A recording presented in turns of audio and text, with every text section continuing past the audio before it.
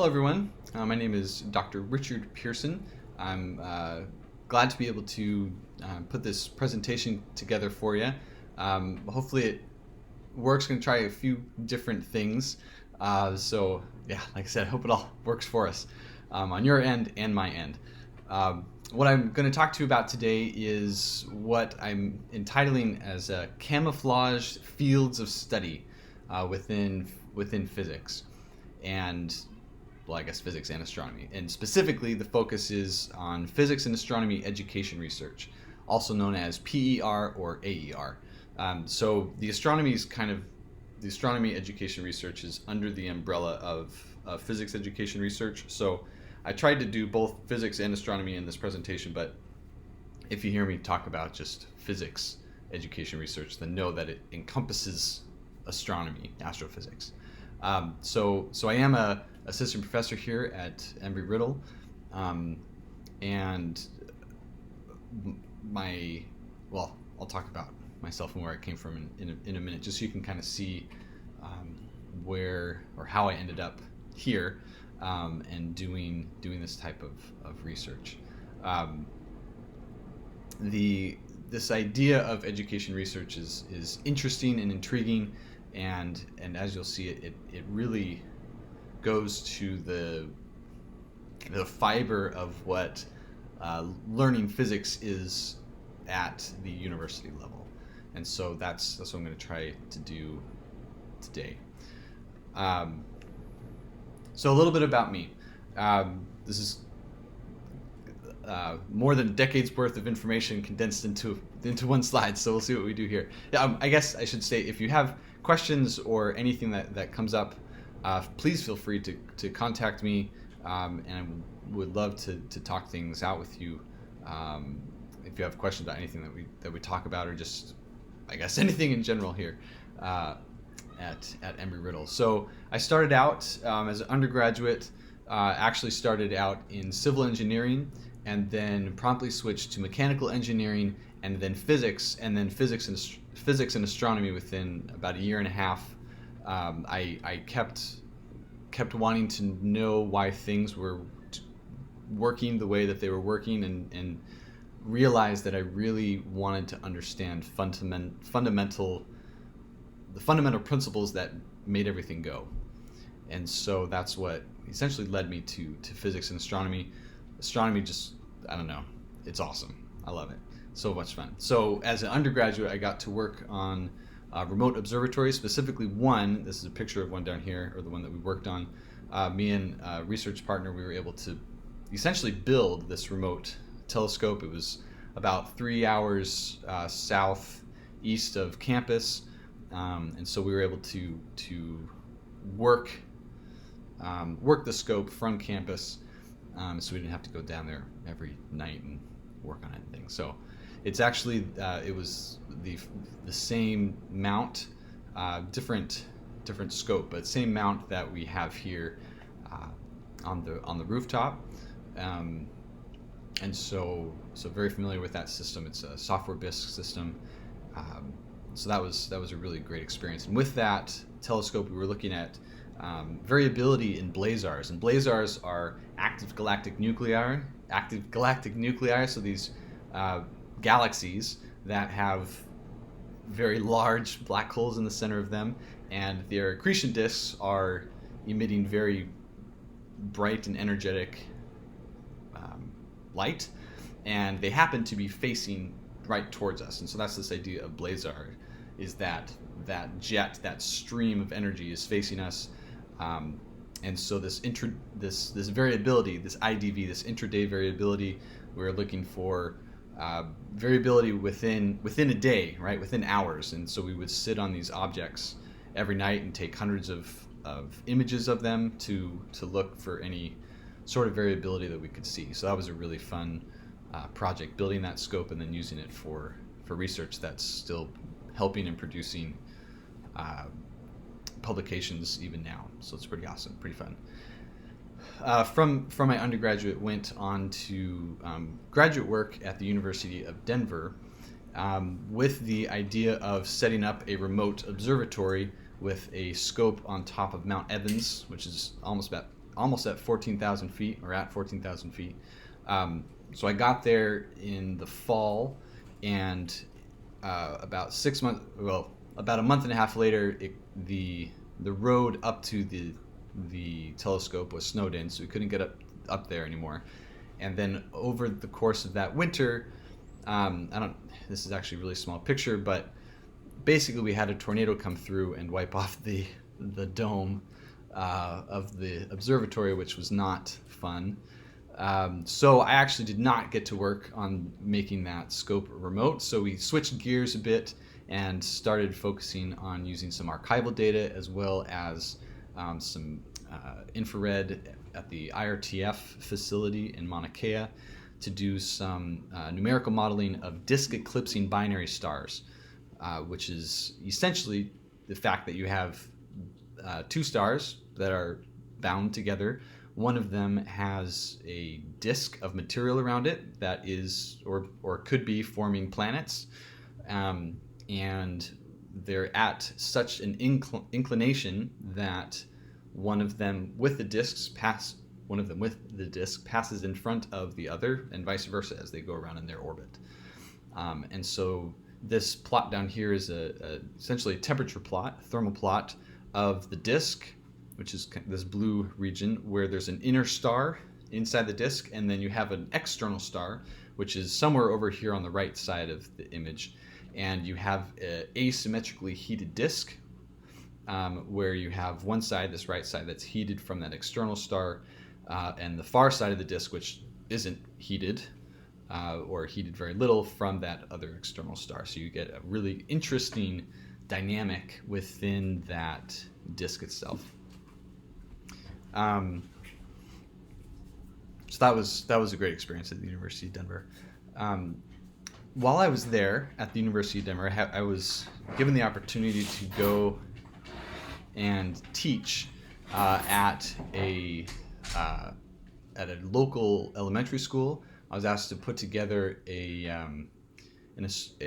education astronomy kind of after school program for some elementary school students. And that, when I was looking for tools to build that course, that curriculum, it popped me into this world of education research that I did not know existed. And so it opened my eyes to a really cool field that, as I said before, it kind of lays the foundation for how we look at and learn physics and astronomy. And so I was able to do a postdoc work with the Colorado School of Mines, building what we call perception instruments, or perception surveys, which are made to, or built to, look at how people perceive things. So again, it's an interesting combination of physics and understanding how to do physics, and the psychology of education and learning. It's an interesting meld. Also there, I was able to do some secondary teacher recruitment through this program called the Get the Facts Out project. And so we'll talk a little bit about that. But that is the path that I took. It is, at least I think it's interesting. But it was fascinating, at least to me, to look back and to think about all of the different things that led up to me with my astronomy background, my physics background, and in this education realm. And so what I want to do today is to talk specifically about where I ended up with this PER and AER. But before we do that, I'm going to ask you to pause this video and go to this link here, this surveymonkey.com/r/ptap, that's PTAP _AY19-20. I think this link here you should have on the PDF, or you can just type that into your browser and go there. So if you'll pause this video and go and do this survey. This is something that is in conjunction with the Get the Facts Out program, and it's something that Embry-Riddle has been invited to be a part of, just to because they feel like we are would be an interesting statistical data point to go and think about how we as a community at Embry-Riddle feel about teaching.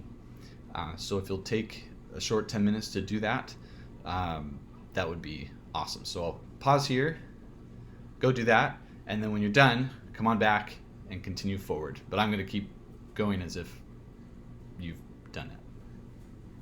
All right. So thank you for doing that. So here we go. Now a bit about PER and AER.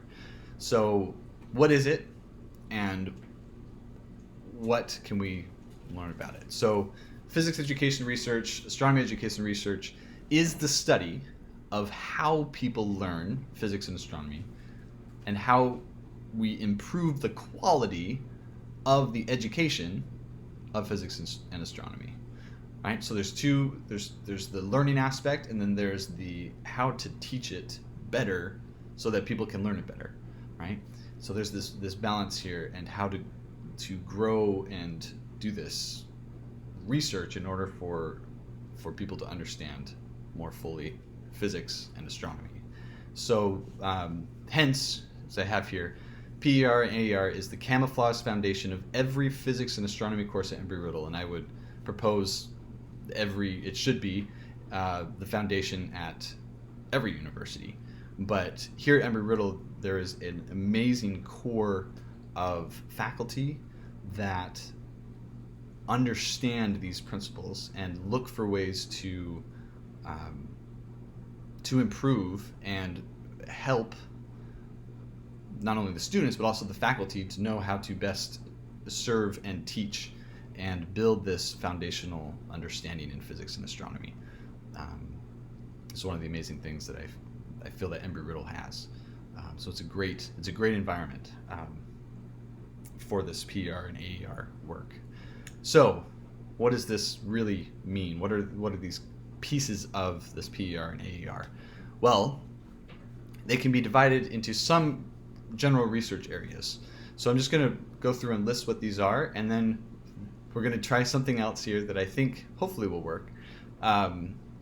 So here's the list of some general research areas. There are a few others, but these are I think the biggest ones that I wanted to talk about today. There's conceptual understanding, problem solving, attitudes, social and group dynamics, instructional interventions, instructional materials, and cognitive science. So what these are kind of general categories. What do they mean? Well,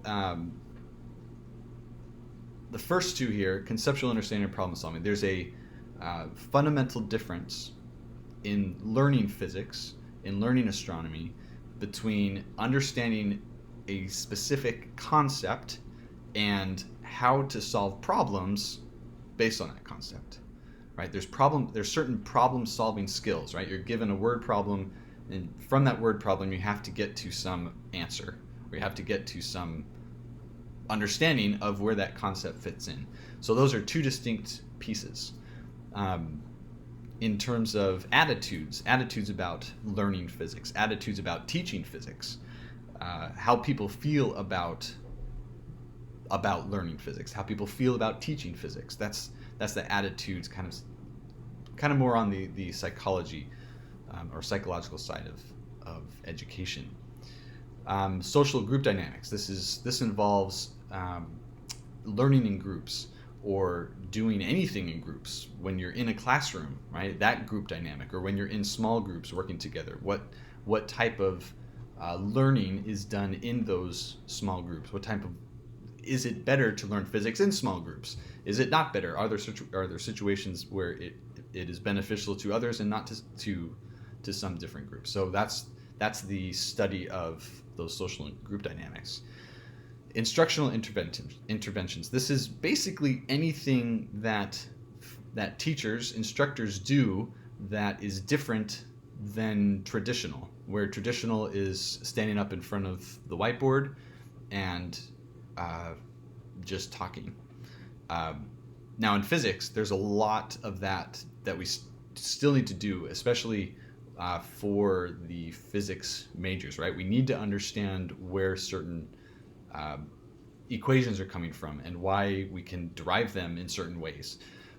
But even within that context, there are still different things that faculty instructors can do to help engage students. And so that's a very large umbrella, but there's a lot of study that's there. In terms of instructional materials, this includes like textbooks, but also other materials and things like the PhET simulations, if you've ever played with those online. If not, I highly recommend going and finding those. Those are from the University of Colorado. So anything that is there to help you learn. And then the cognitive science, this is really a big link between the science of education or learning and how that fits in with physics. Essentially, one of the, or an example would be how much can you really take in your short-term memory versus bringing it back and involving it in your long-term memory. And that has very specific connections with learning physics. So with that very brief general overview, what we're going to do now is I'm going to ask you to get a piece of paper, ask you to make, oh, that's only in half. So I want you to put it down, fold it down the center, and then fold it twice more so you get a box or a table, 4x2 or 2x4, right? Little squares like this. And then on each of these, what we're going to do, if you'll just write the topic, which is one of the 7 pieces, obviously one of the blanks we're not going to have here. And what I'm going to ask you to do is I have a set of questions for each of these ideas, each of these topics. And what I would like you to do is to write down answers to those questions that I have posed for you. And depending on the situation, if you're able to talk about this in class, then that'll be great. If not, then I'd ask you to send them to me. Just because I'm very interested in what you think. So, but depending on the situation and how things work in your class, then you can adjust as needed. But here we go. You ready? And I guess I just say, if you need to, you can obviously pause this because this is a video. So you can pause as you need, but hopefully I give you sufficient time as we go through this. But here we go. So the first is conceptual understanding. So there's 2 questions that I'd like you to think about and write down your response. It doesn't have to be both of them. I guess if you want to answer both of them, it's fine. But at least one of them. So the first is, can you think of a particular physics or astronomy concept that you had difficulty understanding? Right. This would be anything that you've had difficulty. I'm sure that there's much more to come, but one that you can think about that you had difficulty understanding and comprehending.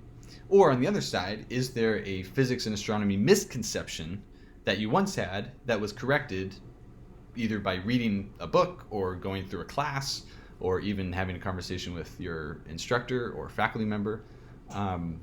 Is there a specific misconception that you had? All right, so if you'll write those down, give much or as little detail as you want, I guess. Okay. And go on to the second one. So problem solving, second box. Problem solving. So here's the 2 questions. Again, you can choose to answer both of them or just answer one of them. Can you identify some general steps that you use to work through a physics problem? Okay, so if you're presented with a physics problem, what are some things that you do to try to solve the answer? Or another way to put that, what are some problem-solving strategies that you use or have used that you have found successful? Okay, so steps to solving a physics problem. What are some of those general steps?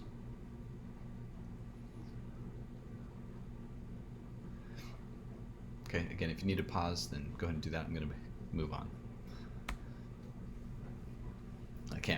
ask you how or see how people are doing. So I'm just gonna go. All right, attitudes. So with this, there's this one particular statement. I'm going to ask you to indicate how much you agree or disagree with the following statement. So essentially, you can say you strongly agree, you are neutral, you disagree, or you strongly disagree. And then see if you can explain it shortly. So here's the statement. You ready? I cannot learn physics if the teacher does not explain things well in class. Okay, so there's a couple negatives there, but I think it's a fairly straightforward statement. Okay, I'll read it again. I cannot learn physics if the teacher does not explain things well in class.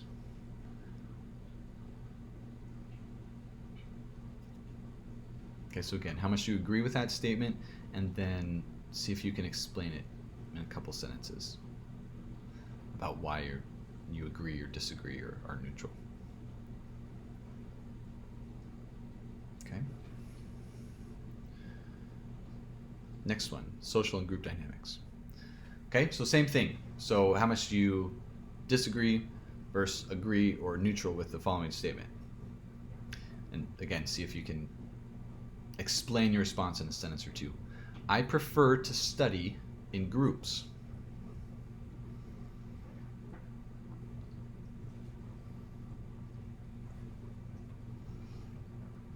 Okay, I know this one may have, I can think of lots of different ways or explanation that this could go, but again, there's not a right answer. This is how do you feel about it? Okay.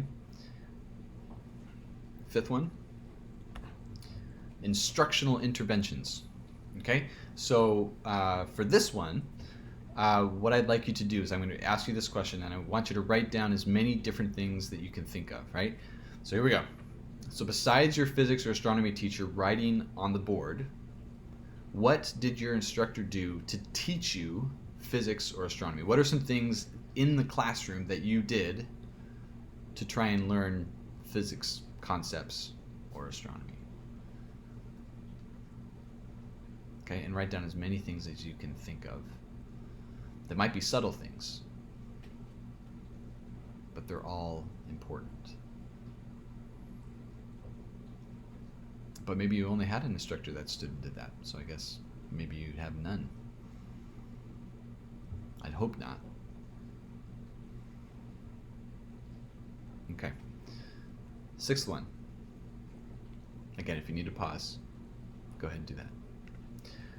Instructional materials. What are some tools that you have used to learn physics and or astronomy? Right, so I touched on this briefly. Textbooks, websites, simulations, etc. So what are some things that you've done to, or tools that you've used to learn physics? And write down as many as you can, or as many as you can think about.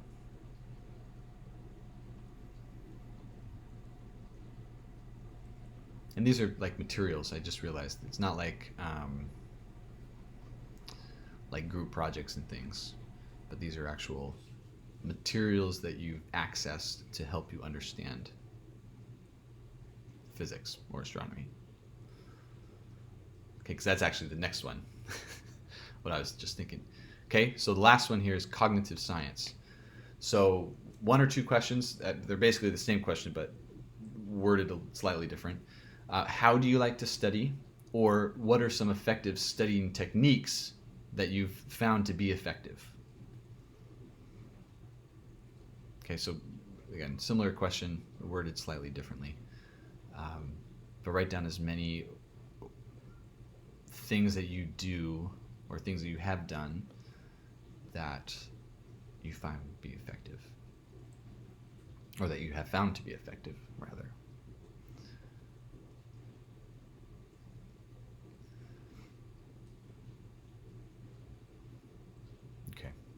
So I'm going to go on. Again, if you need to pause for any of these and go back and review your responses, then please do that. I'm going to move on here. Okay, so depending on the setup with whatever you have, if you're doing this in class, then then I'd ask the instructor to pause this and allow you to then turn to your socially distant neighbor and have a quick compare contrast of your responses, and then maybe as a group pull out anything that was interesting or different or that you found fascinating amongst yourselves. If you're doing this on your own, you can then bring this to class, and hopefully you have time in class to do that short discussion. If not, I would ask that you would just take a picture or scan your responses and then just send them to me, and in your email, if you would just highlight anything that you found to be interesting when you were going through and thinking about that. So you don't necessarily have to discuss with anybody. I guess if you had someone that you wanted to discuss with, that would be perfectly fine, and you could leave that for me. But I would just find it fascinating to hear your responses. And I just thought about this too. I wonder if I could compile your responses and send them back to you, or something like a summary. Maybe I'll do that. That'd actually be really interesting. Okay, so if you do that, I can put together like a classroom summary of your responses, and just so you can see and compare within your group there. Ooh, I like that. That'll be fun. Okay. Okay, so why did we go through that exercise, right? And this boils down to the summary of what I wanted to present to you today. So physics and astronomy education research provides the essential understanding of how one learns physics and astronomy and how one teaches physics and astronomy. So all of those topics that we just went through, all of your answers, or I guess I'm just guessing here, but I would state that most of the responses that you put down have been researched by PER or AER researchers, right? They've been studied, they've been tested to see if they work. And what is amazing with the physics community is that physics was one of the first ones to recognize that we needed to understand how to teach physics better so that people could understand it more fully. And so they've been doing this for, they're the leading science field that has taken this and moved forward with it, and they've really done an amazing job getting the word out to faculty, getting the word out to instructors that they can change and improve their classroom setting to help everybody learn. And so I hope that you've been able to get a sense of the power of this education research and the effect that it has hopefully had on you, a positive impact at least. But maybe there are things that have been negative, and that's, I think, would also be fascinating to look at, right? Maybe something that was tried in one of your classrooms that you just hated, you just didn't like it, right? And that's part of the process too, is to find things that don't work, let everybody know, and so we can all be on the same page to help improve. So thanks for listening. Again, if you'll send those responses to me or have your class discussion and send them to me, that'd be excellent. If you want some resources to look into things further, there's a great site called compadre.org, which is basically a place for all things physics education. If you want to read articles, specific research articles, then the compadre.org/PER is where you find the literature on physics education and astronomy education research. If you want to know more about secondary education, or secondary education, the secondary education profession, then you can go to getthefaxout.org, which is the organization that we're now helping out and that you took the survey for. So again, thanks for doing that. And there's my contact email at Embry-Riddle. It's PEARSOR 6. And again, I'm Richard Pearson, and please let me know if you have any questions or want to know more about any of this. So thanks so much, and hope you're all well.